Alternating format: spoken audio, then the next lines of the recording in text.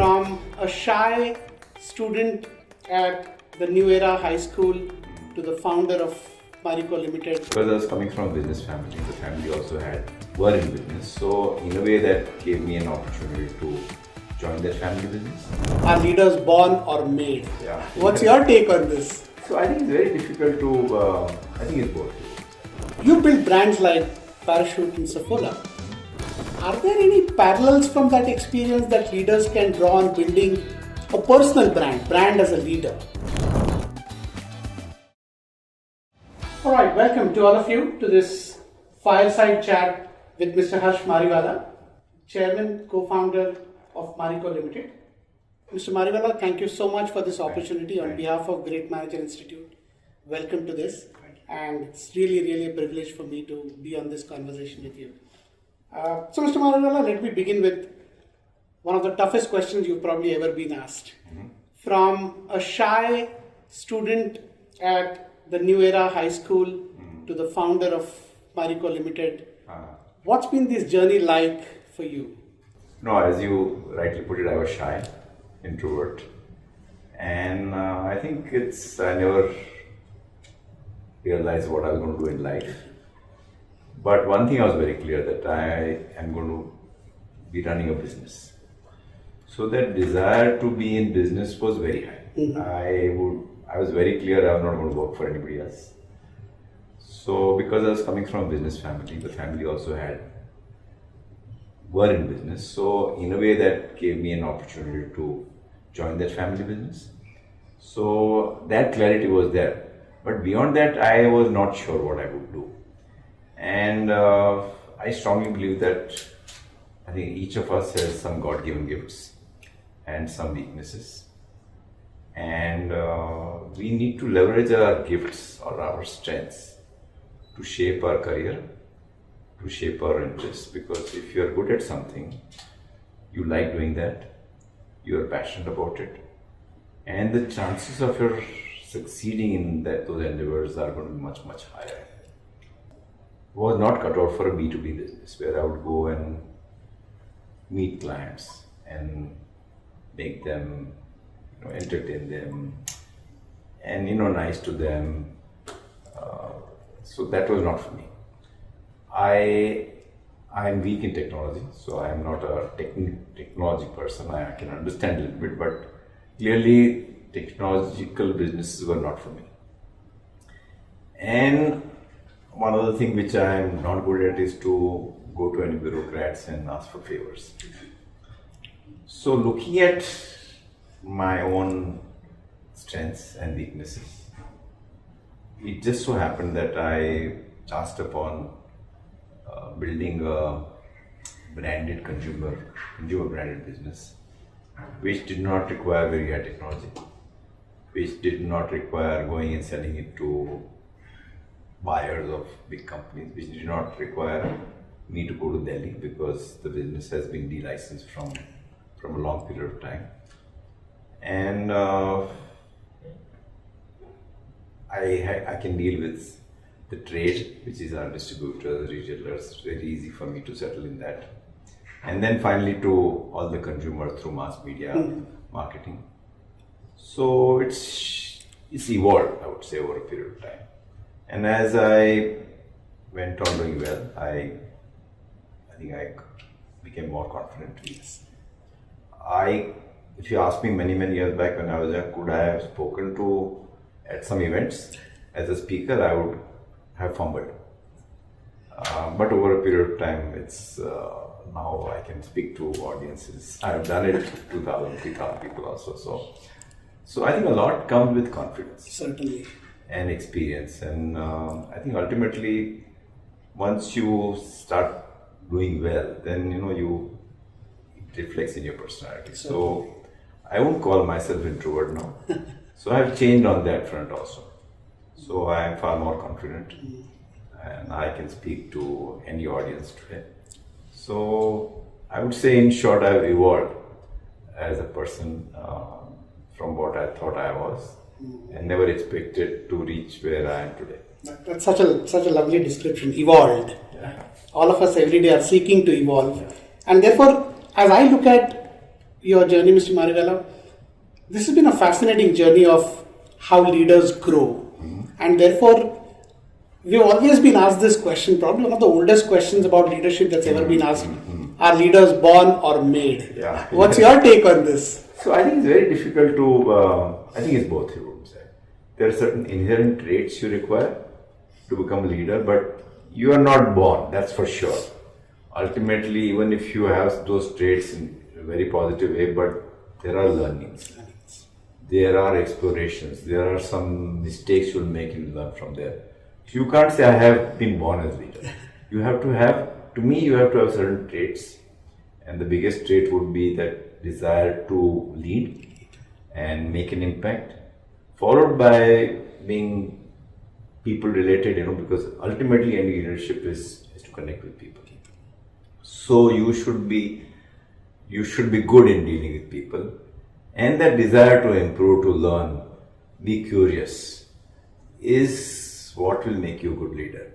So, but those initial traits have to be there, and then you have to go on working on your leadership style, on being a effective leader, and that's a lifelong learning. You cannot say that I've done it and I've mastered it. I think all your life you have to go on learning, and as you learn and you make mistakes, you go on improving your style.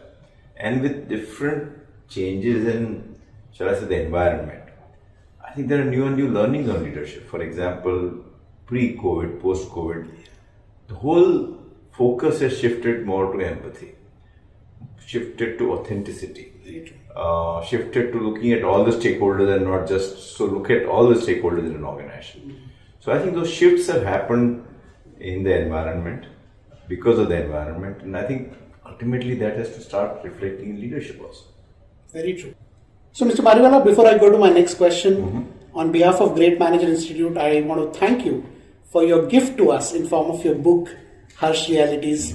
And while I was going through the book, which is a fascinating read, I was really intrigued by your whole self-education phenomenon, asking, observing, seeking information, going and meeting customers, distributors yourself.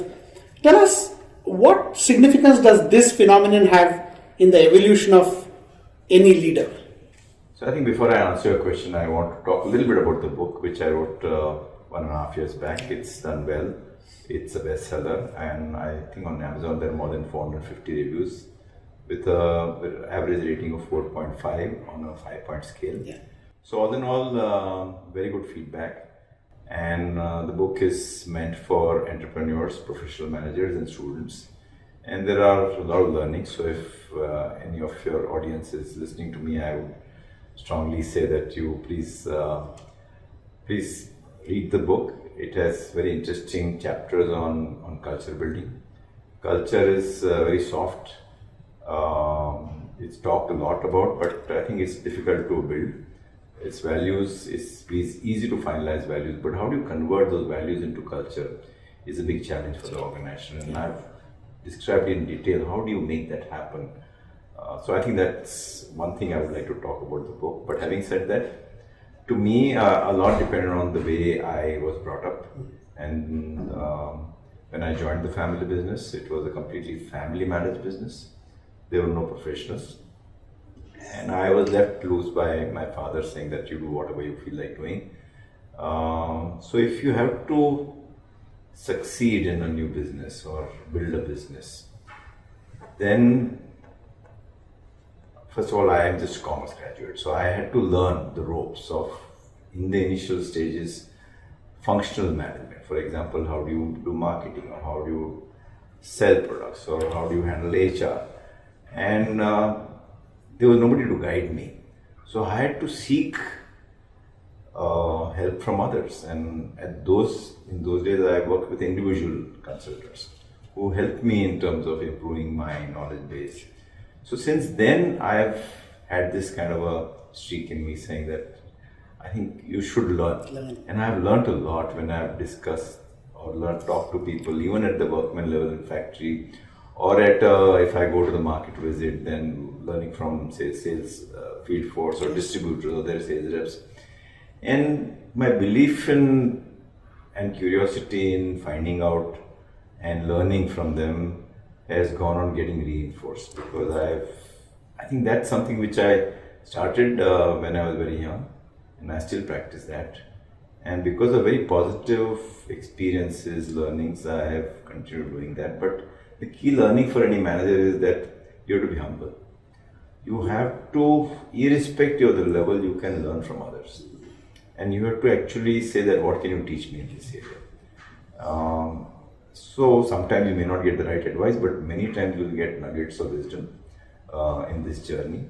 So it's very important how you ask questions, what is your reaction to the answers given, and if you go on exhibiting that streak of curiosity, I think that will help any manager, because as I said earlier, it's a lifelong learning experience which makes you.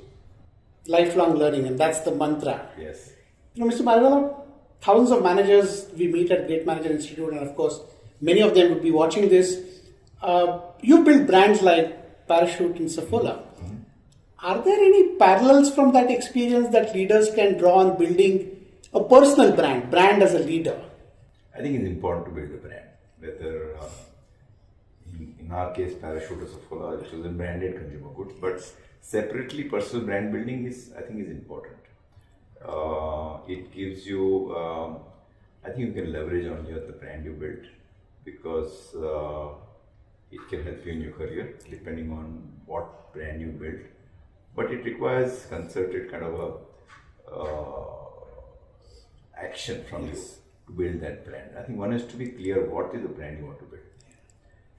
Do I want to become a functional expert? Do I want to become a CEO kind of potential? Again, what you want to be known as, leadership style, what are your key strengths?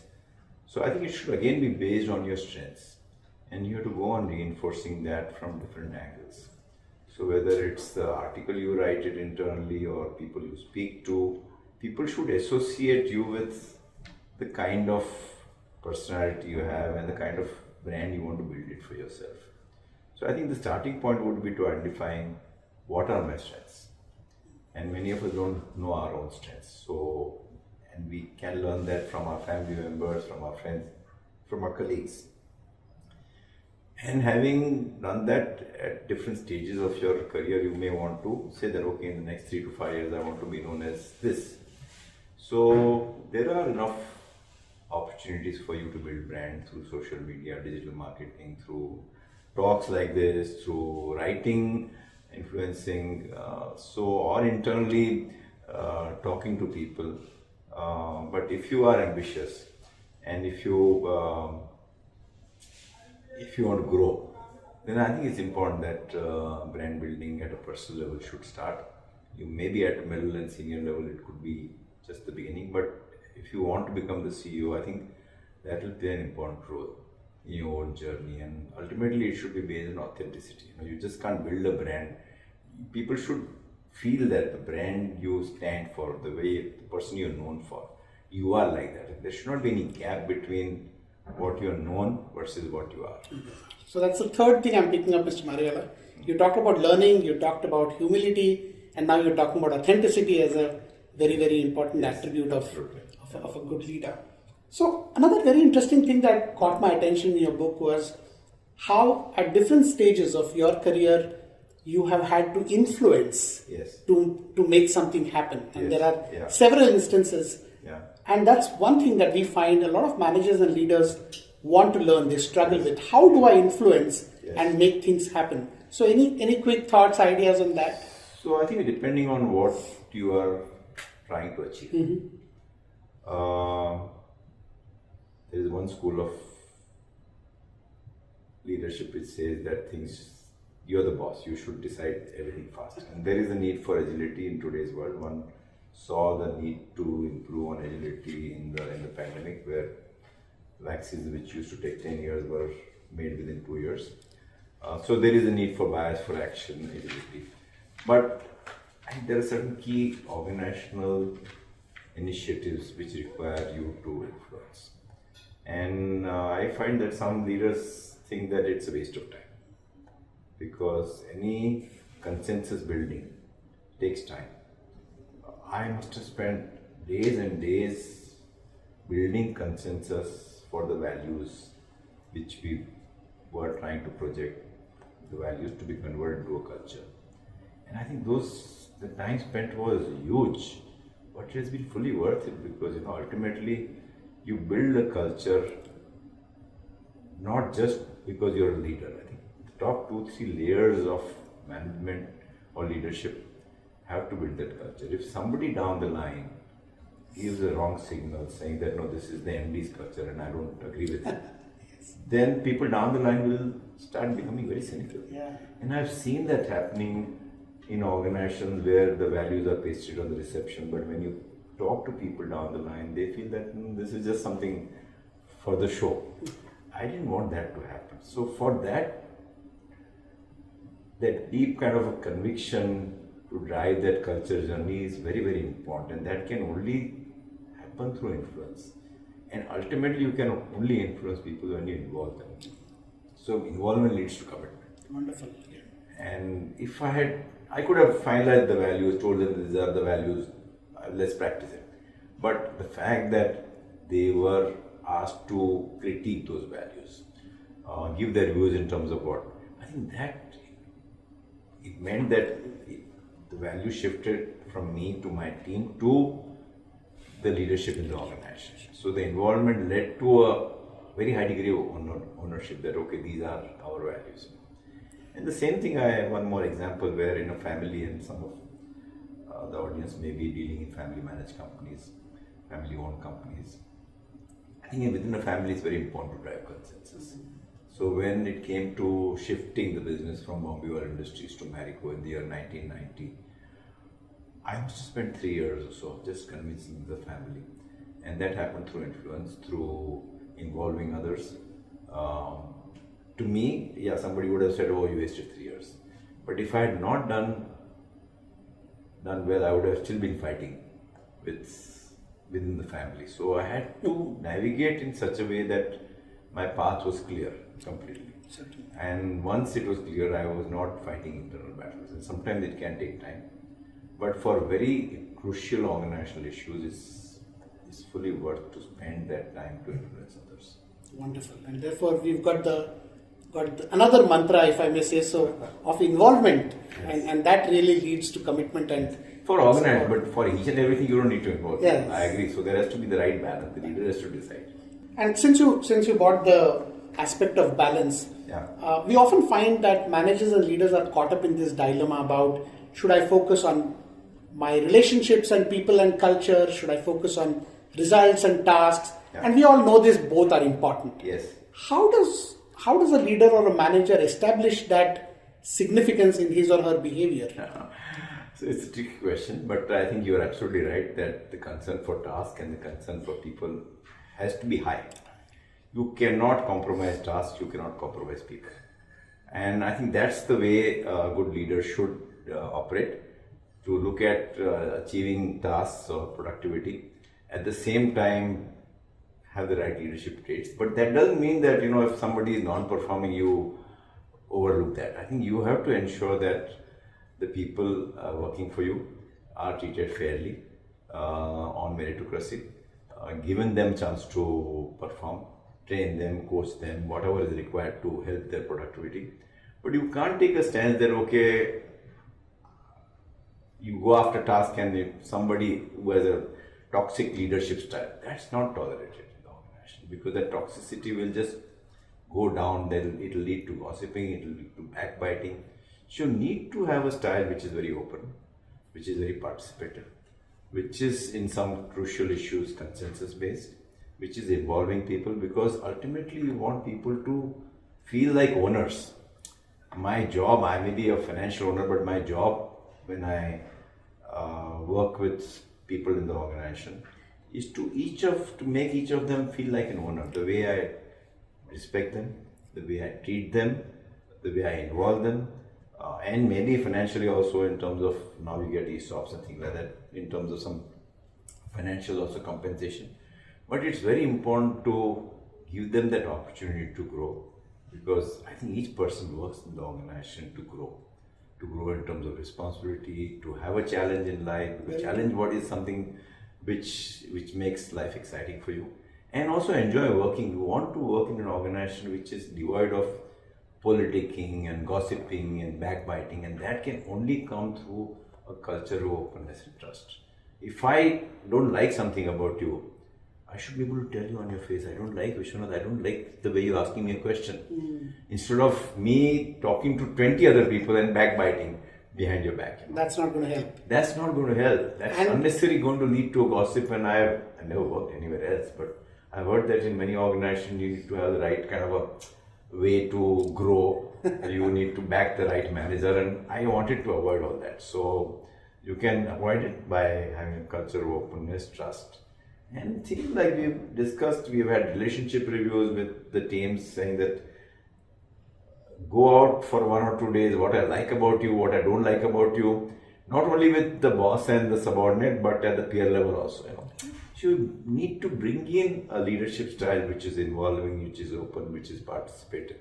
And you're also saying, even if it means sometimes you have to be tough, you Of be course, tough. you should be tough. It's not at the cost of not being tough. I mean, if there is a non-power. And multiple times I have in a situation where somebody has played a very, very important role in helping me in terms of good performance, very valuable member, but as the business scale has grown, that person was not able to meet that challenge. So what do you do in this case? At one level you are indebted to that person because that person has really helped you, but at the same time that person is now falling behind. And especially at senior levels, if you have a weak link in your team, then it has an impact on the other team members. Right?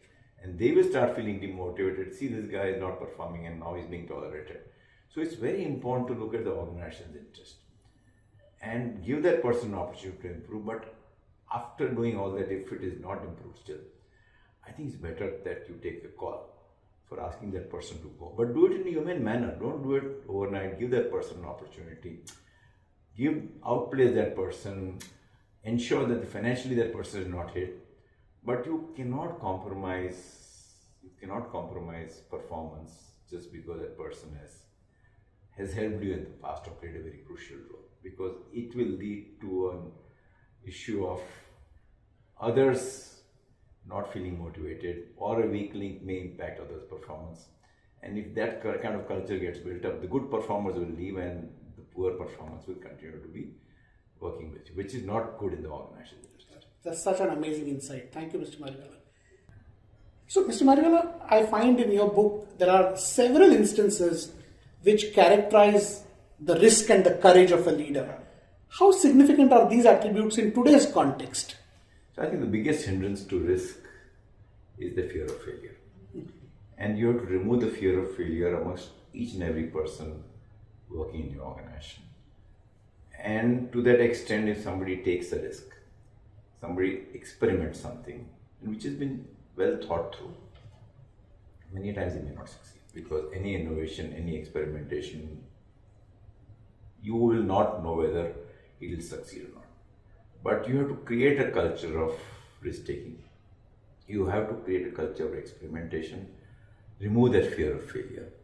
And I think it's very important in today's environment, today's businesses, to encourage risk taking, to encourage experimentation. It doesn't mean that you take such a big risk that the organization's future is going to get impacted. You can prototype that on a very small scale. You may have a big idea, but you can prototype on a small scale.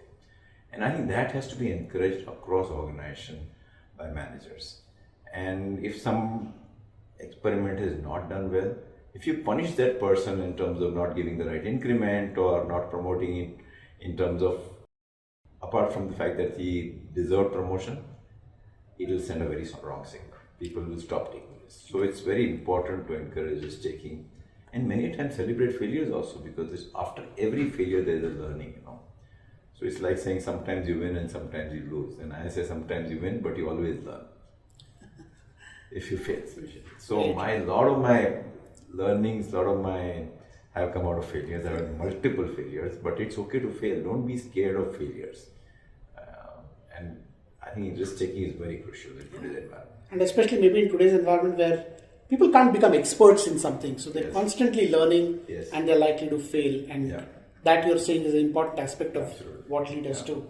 So, one very interesting thing that we don't often find in books, there's actually a board meeting, minutes of the meeting template that's been published in your book. Yes. And I find that there's a feedback at a board level on different elements on how Yes. the Yes. meeting has gone. Yes. What was the thought behind this, and who designed it? And So I am a very strong believer in the role of a board.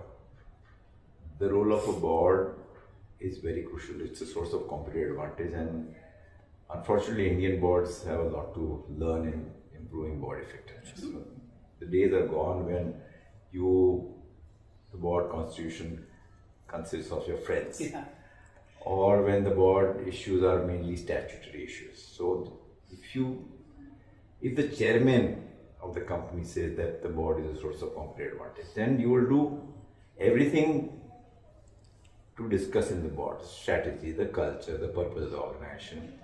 And one of the things which you just mentioned was that, okay, at the end of the board meeting, we have a very simple 4-point questionnaire. Yes. Was the board deck okay? Was there open discussion? Was the board able to add value to the company? Just more reality check, I would say, amongst many other things. But I think the larger issue is, how do you improve board effectiveness? And I think there are a lot of, I would say, nuggets of wisdom covered by Professor Ramcharan. Ramcharan is my co-author in this book, and I think he has helped me a lot in terms of improving board effectiveness. He's had workshops with my board in terms of the role of the board, the role of the chairman, role of individual directors, what kind of profile you require for being a good member and board member. So I think it's very important. If you are at a level of chairman or at a board level, then it's important that continuously work on improving board effectiveness. and one element there is openness. How open has the conversation been during the meetings? Because Which the was very management team spends a lot of time on board deck, on preparing for the board meetings. Yes. And if they have to ultimately get value from the board, and they should feel, yes, good, I want to go to the board meeting rather than being scared of attending the board meeting. Certainly. And my last question, Mr. Mariwala, as a leader of the company, and of course various other roles that you play in your personal and professional life, how do you balance this? And that's a question that I'm sure I'm asking on behalf of thousands and thousands of managers and leaders that are watching this. So I strongly feel that focus is very important. When I was running the company, most of my time was focused in terms of what do I, so focus in terms of what is my business, what it should be. So very clearly, we said we have to be in personal products and healthy foods, nothing beyond that. We will only be present in these geographies. So I think the focus has to be very clear. It has to go all the way down. So everybody knows that this is how the organization is headed. Number two, you need to have very good talent. If you have good talent, then you'll empower them. Yes. And I think every person will have time pressures, but lack of time to me is an effect. You can't say on a perpetual basis that I don't have time. Once in a while, if there is some big project going, I understand that you have to work, but you can't say I don't have any time. And that can only occur through a focused approach to building a business, to investing in talent and capabilities in advance. If your business is likely to grow at a much higher, it's better to invest in competencies in advance and project that, okay, what will be the competencies required after 2 years? Can I have those competencies now? So that when that growth occurs, that doesn't come in the way of growth, So I would say focus, good talent, and ultimately delegation, leadership style, they play a very, very important role in ensuring that you are able to do many, many things. Many things, absolutely. Play multiple roles. Wonderful, wonderful. And therefore, just as a concluding question, is there anything that I've not asked you that you would like to talk about in this forum at Great Manager Institute? Because I'm sure a lot of managers, leaders are listening to this, they're watching this. No, I think I always say that, just not passion. Passion has to be combined with perseverance and determination, what's known as grit, because all of us will have failures, setbacks. Very true. We can't just say that, no, I want to give it up. You have to bounce back. I think grit is important. I strongly believe that a win-win negotiation is very important. So it's when I'm negotiating with a labor union. If I take a stance of win-lose, then automatically over some period of time it will hit back. I think the strengths-based approach is also important. Every person has some strengths and every person has weaknesses. Can you leverage your career, your future based on your strengths rather than go on trying to improve your weaknesses? So 75-25% approach. 75% effort should go in improving your strength, 25% in nullifying your weakness. Unless you have some fatal flaws, then of course you need to change, So I think these are, and ultimately every person has to have a purpose in life, It's at some stage that you have to say that what is my purpose? What's my purpose? It's not, beyond the point, initially when you start out, you want to make money, then you want to be recognized, you want to be a leader. But at some stage, say what next? And I think that's where it's very important to identify what is your purpose in life. And as I said earlier, the purpose of life is life of purpose. That's so insightful. Yeah. That's so insightful. And we're coming to the last section, Mr. Mariwala, and this is going to be like quick rapid fire, one word from you on this. Are you ready for this? Yes, sure. Yeah. Your inspiration. It's come from within. I don't have one person who is inspired. Right, we'll take that. Your worst fear, which may or may not have come true, but you still acknowledge that. Something which may, unforeseen calamity which may happen in the family. I sometimes feel that sometimes when you read about something, so it's more to do with something within the family not going well. I understand. And you've talked a lot about your mentoring relationship with Professor Ramcharan. Yes. Your childhood mentor. Who was your childhood mentor? Nobody. I have learned from so many people and across diverse.